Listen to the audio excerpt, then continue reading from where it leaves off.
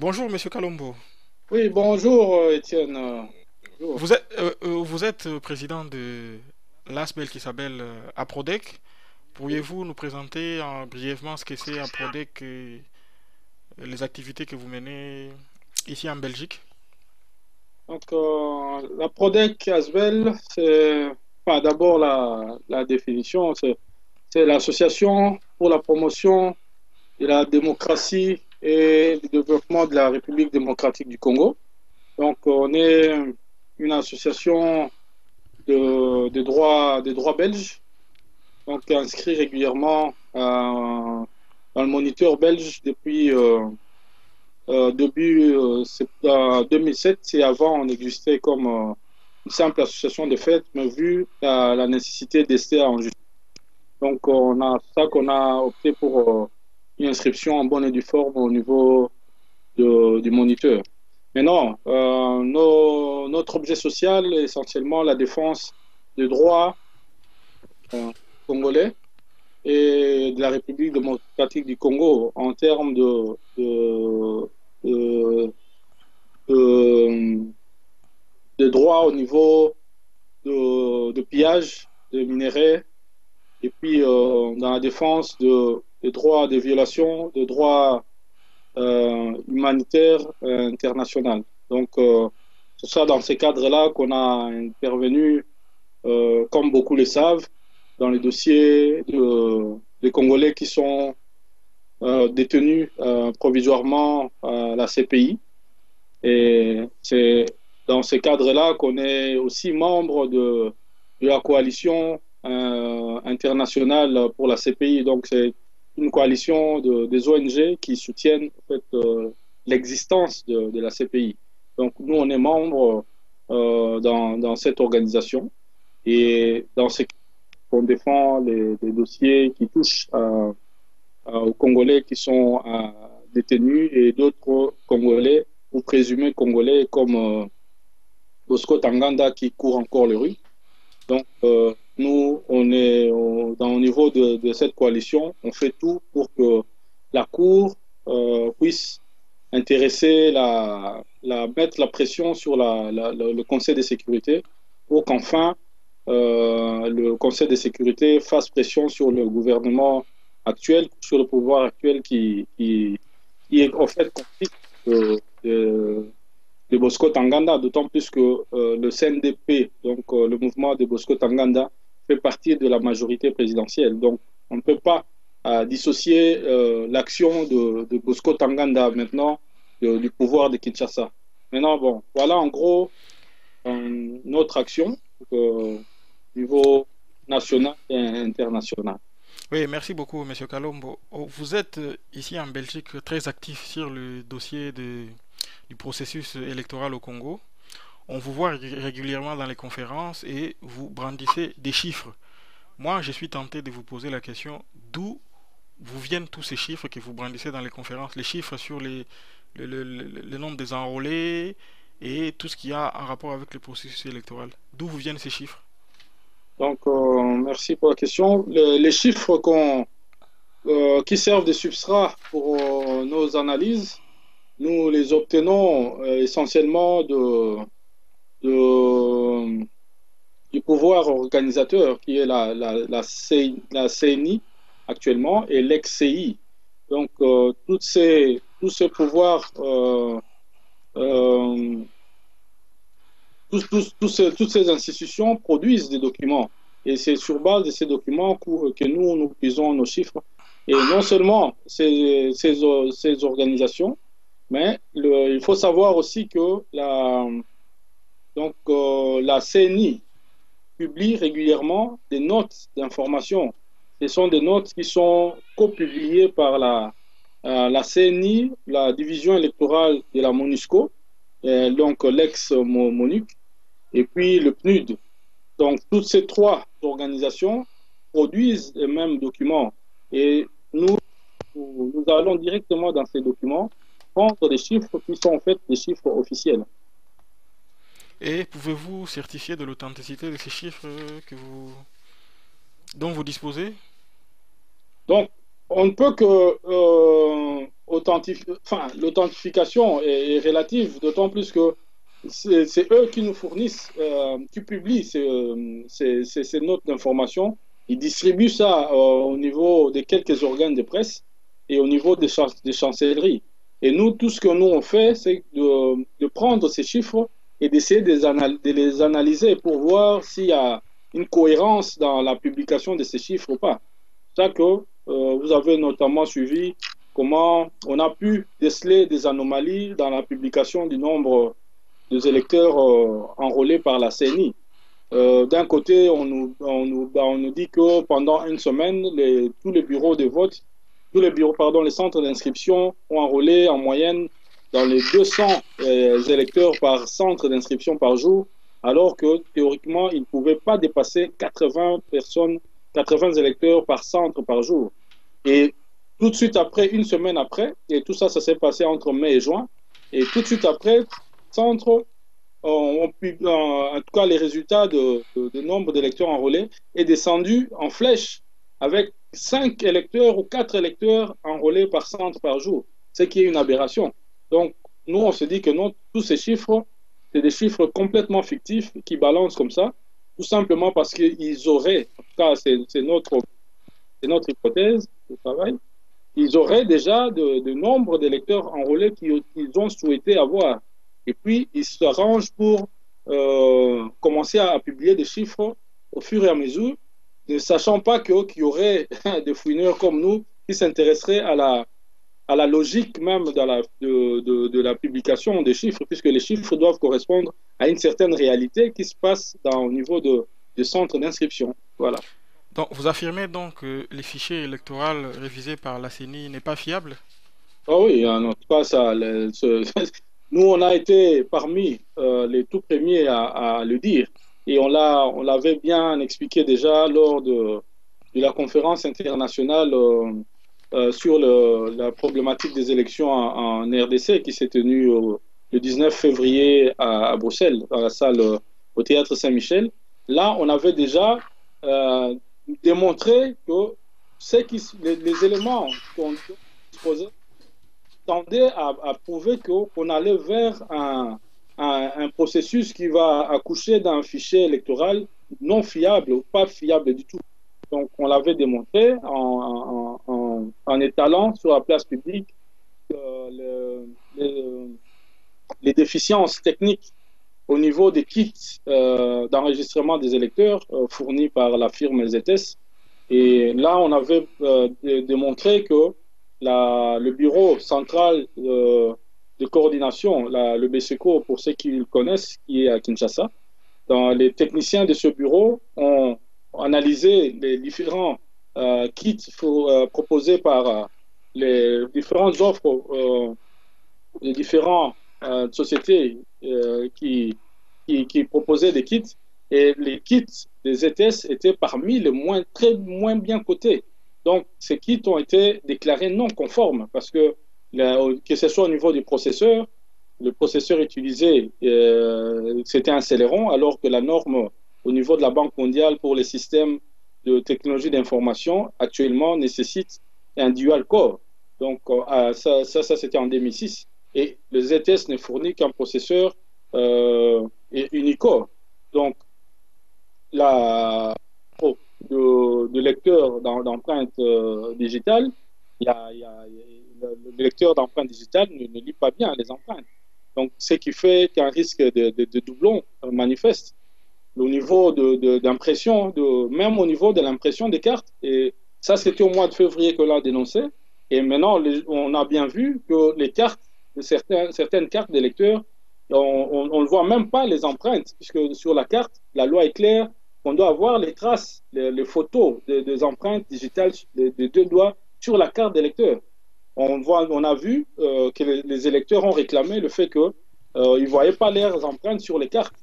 Donc, tout ça fait qu'on a dénoncé déjà bien avant que la technique même utilisée par ZS, ce n'est pas ça. Donc, on a des machines qui ne servent à rien. À la rigueur, on aurait pu bien enrôler simplement la population avec un bic et une feuille. On a acheté des machines au prix d'or, plus de 30 millions de dollars, alors qu'au fond, ça ne sert strictement à rien. point de vue efficacité technique. Donc, voilà un peu le début. Et puis, à la longue, on voit bien ce qui se passe. On enrôle des enfants, on enrôle des militaires. Et de l'autre côté, on fait ce phénomène d'importation d'électeurs. On prend des électeurs d'une autre circonscription parce que là où le candidat est, il voit qu'il ne va pas être élu par sa propre base. Et là, le candidat va chercher un électorat d'ailleurs pour le faire venir dans son fief pour s'enrôler. Donc tout ça fait que il faut une relocalisation maintenant des électeurs, savoir tel électeur est enrôlé à tel endroit mais habite à tel endroit. C'est le désordre absolu. Donc pour nous, ce fichier, c'est un fichier juste de convenance, mais au fond, ils voulaient des chiffres de nombre d'électeurs enrôlés, et puis pour aller petit à petit combler le trou jusqu'aux élections et proclamer le monsieur qui est au pouvoir encore président de la République. Voilà en somme nos conclusions. L'opposition congolaise a posé des revendications sérieuses par rapport à ces fichiers électoraux. Selon vous, quelle forme doit prendre l'audit de ces fichiers électoraux pour que nous ayons un processus électoral apaisé? Bon, ça c'est une très bonne question. L'opposition, ça il faut, je dois revenir là-dessus. L'opposition en général n'a pas fait son travail sur ce dossier. C'est triste à dire, mais c'est comme ça. Donc, je parle particulièrement de l'opposition institutionnelle. Elle n'a pas fait son travail de contrôle de cet outil, enfin, de cette institution qui est la CENI, qui n'est qu'un organe technique. Et on voit bien, même dans le langage du président de la CENI, qui est Pasteur Ngoï Mulunda, si les gens l'ignorent encore, je ne sais pas s'il faut encore le répéter, il est le cofondateur du parti de Kabila, il est toujours membre actif, c'est ce que Vital Kamerhe l'a dit, ce monsieur a participé dans les négociations à Sen City, et il a lui-même témoigné au journal Le Soft qu'il est cofondateur et famille de Kabila, famille biologique de Kabila. Non seulement ça, il est le conseiller spirituel de Kabila toujours et son émissaire privé. Et vous avez vu comment il est allé au Togo avec une lettre dont la teneur n'a été révélée à personne. Il a amené une lettre personnelle de Kabila à Fort Gnassingbé, alors qu'on a des canaux diplomatiques, l'ambassadeur et puis le ministre des Affaires étrangères. Et voir comment ce monsieur a osé hausser le ton face aux représentants du peuple en leur disant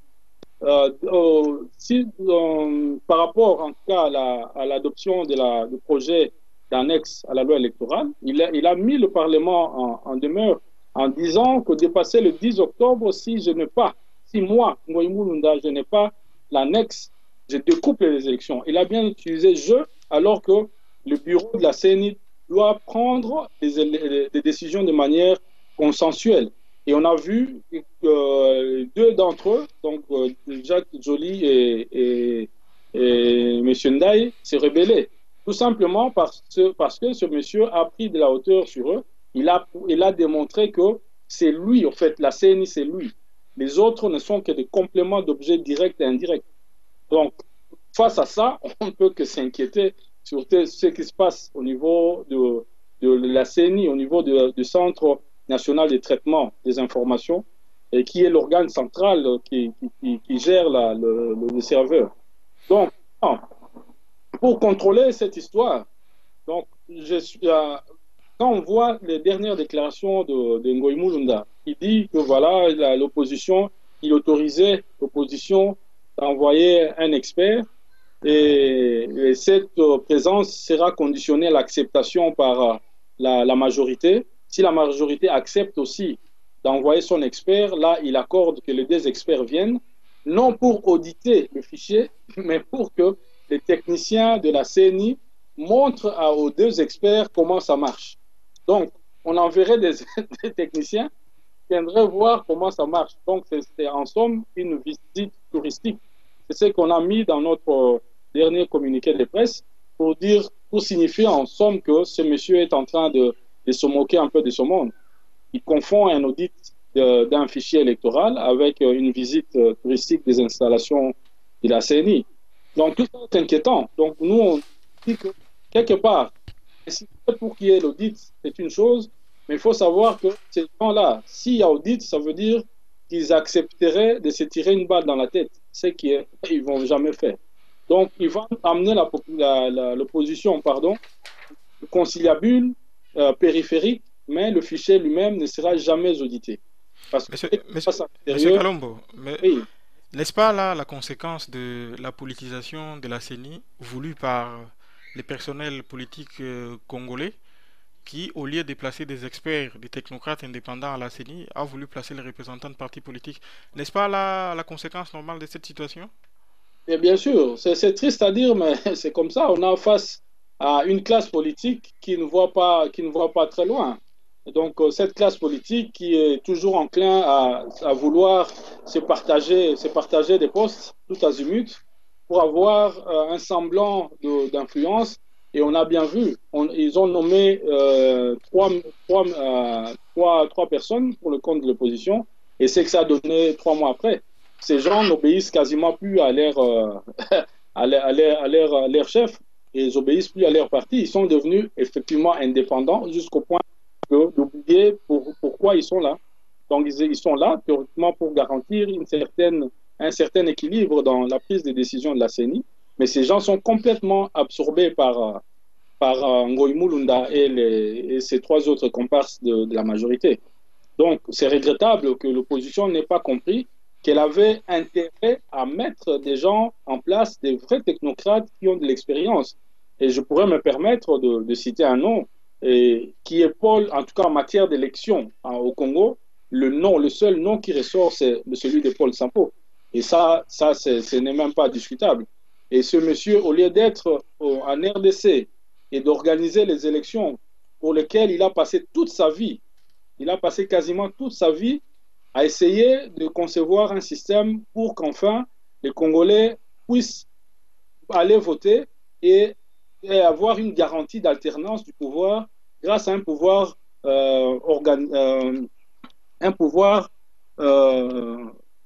grâce à une commission électorale qui serait vraiment neutre, composée que des technocrates. Mais là, on a vu que l'opposition a préféré un partage du pouvoir. Il veut partager le pouvoir là où il ne faut pas. C'est-à-dire un organe technique, purement technique. On a mis des politiques là-dedans. Ils ont mis pendant la transition, c'était l'abbé Malou Malou avec les autres représentants des partis politiques. C'était toujours la même chose. Et là, on est en train de répéter toujours la même chose. Et l'opposition n'a pas compris qu'elle avait intérêt à mettre des vrais technocrates qui, rien que pour organiser les élections, qui ne seraient pas sous la botte de qui que ce soit. Bon, malheureusement, quand on met des politiques, les politiques, au Congo, on sait comment la classe politique vacille en fonction des intérêts. Donc, l'intérêt privé ou intérêt partisan, et voilà, ils ont fait leur choix. Ils disent rien. Ces trois messieurs ne disent rien par rapport au manque de fiabilité du fichier. Tout ce qu'ils ont fait comme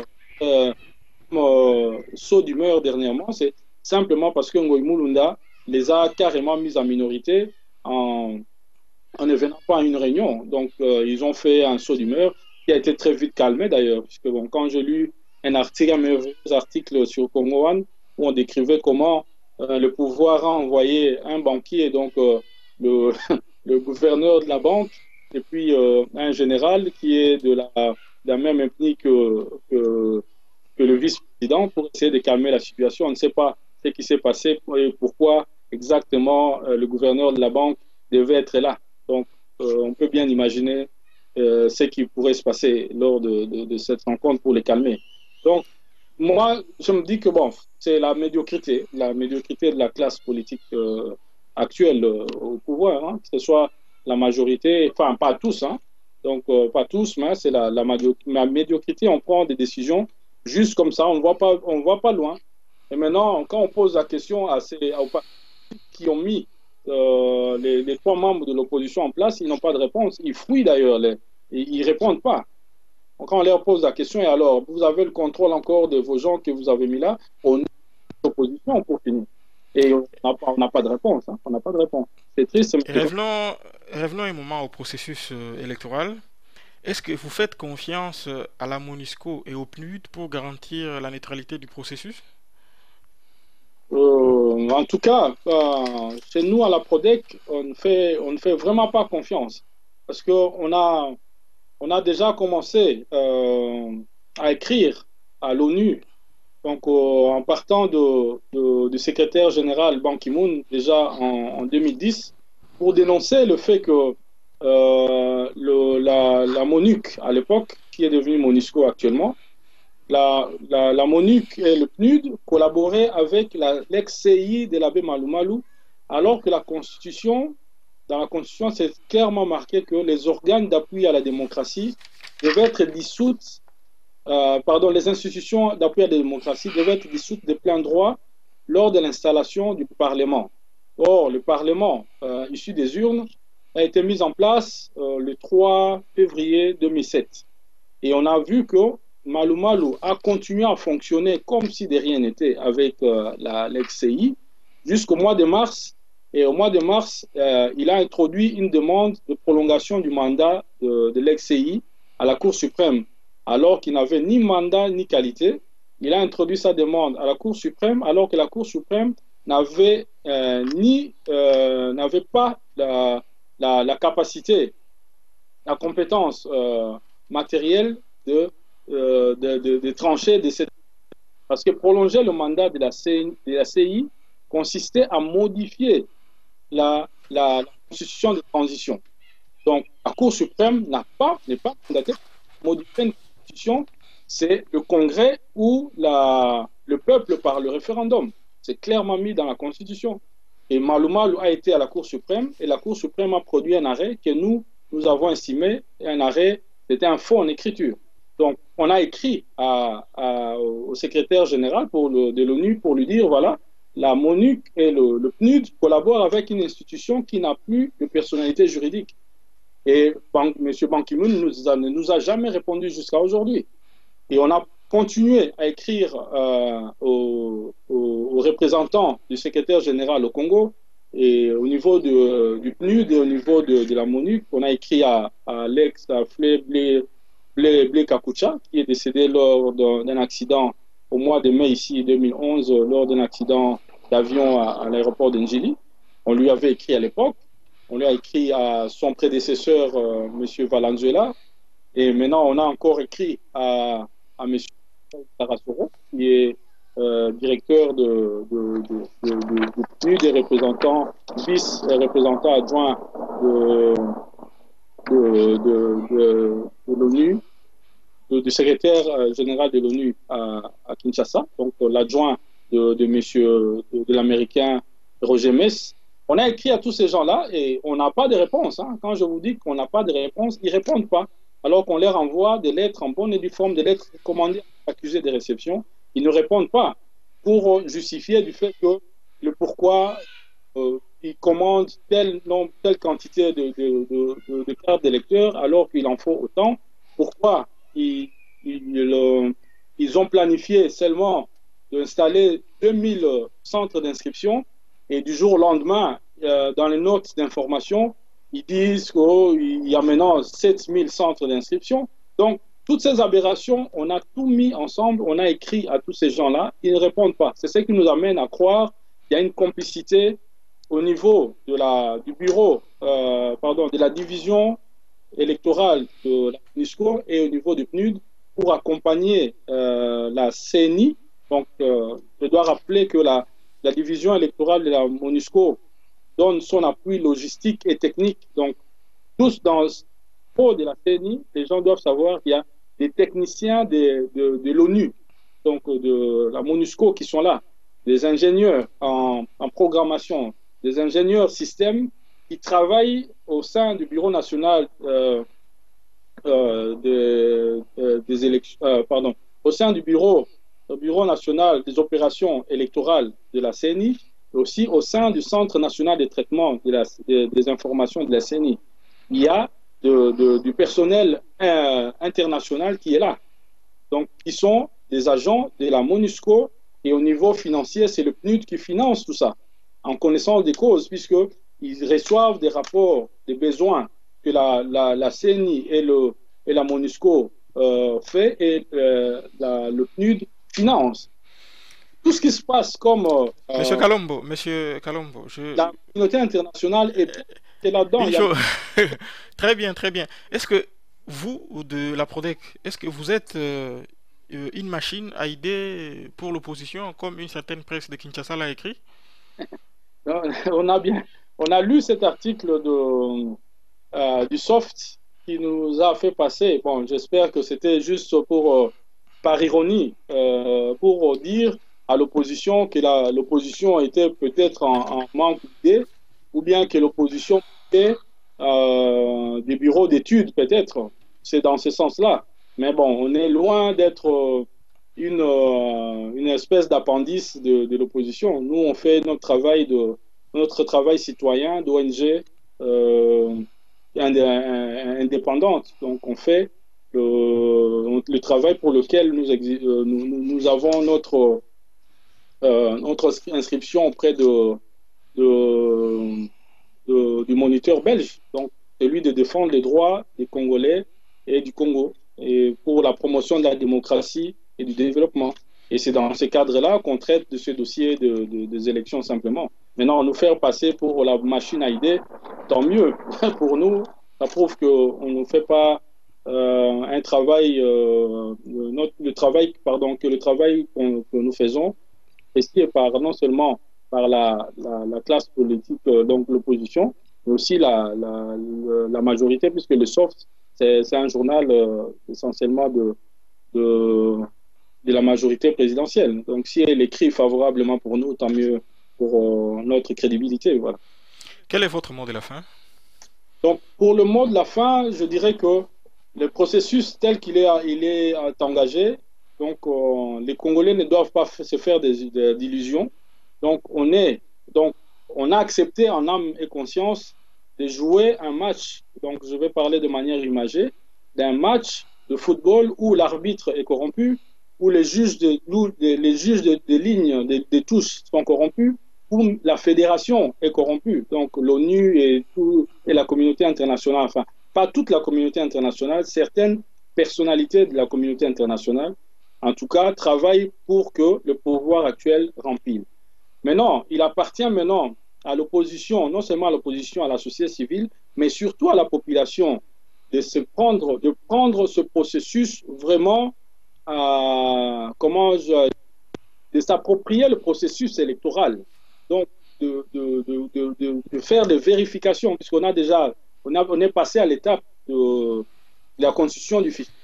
On est maintenant à l'étape de vérification des listes électorales qui seront affichées, qui seront publiées par la CENI. Donc, la population est en même de vérifier qui est qui. Donc, c'est une espèce de chasse à l'homme où on vérifierait l'identité de tous les 32 millions d'électeurs et on va nettoyer le fichier. La population est capable de nettoyer ce fichier électoral lui-même, puisque le fichier, c'est pas abstrait. C'est une liste électorale, c'est pas abstrait. C'est une liste où on peut la faire avec un simple feuille. Donc, non seulement vérifier l'existence même de tous les 32 millions d'électeurs, et le jour du vote, le vote, c'est pas abstrait. C'est des gens qui rentrent dans le bureau de vote, qui votent, et les résultats seront affichés. Donc, même si le logiciel est bidouillé, même si les logiciels de compilation, les logiciels d'identification des lecteurs est trafiqué, même si les logiciels de dédoublonnage est trafiqué, même si les compilations est trafiqué, les résultats de vote seront affichés devant les bureaux de vote. Et ça, la population est amène de compiler les résultats elle-même. Elle ne doit pas attendre que Ngoïmou Lunda vienne avec ses résultats qui sont déjà connus d'avance. Et ce qui manque à Ngoïmou Lunda, en fait, c'est les noms des candidats. Donc, il a déjà des résultats qu'il va publier le 6 décembre. Mais la population peut compter les voix qui seront affichées et publier les résultats le même jour, le 28. Voilà, en somme, ce que j'allais dire. Donc, il faut rester positif et c'est à la population de dire ce qu'elle veut. Si on continue comme ça, elle ne fait rien, ou bien on continue jusqu'à la fin, elle décide s'il faut publier ses résultats, et si elle voit que le pouvoir essaie de se maintenir en place, elle applique simplement l'article 64 de la Constitution qui veut que la population s'élève contre tout pouvoir qui se maintiendrait en place par force. Donc, ce serait ça mon dernier mot, c'est de rester positif et de travailler effectivement pour que ce processus accouche un changement alors radical au niveau du leadership du pays pour sortir la population dans le gouffre dans lequel il est mis depuis la nuit des temps. Voilà. Merci. Oui, bonjour.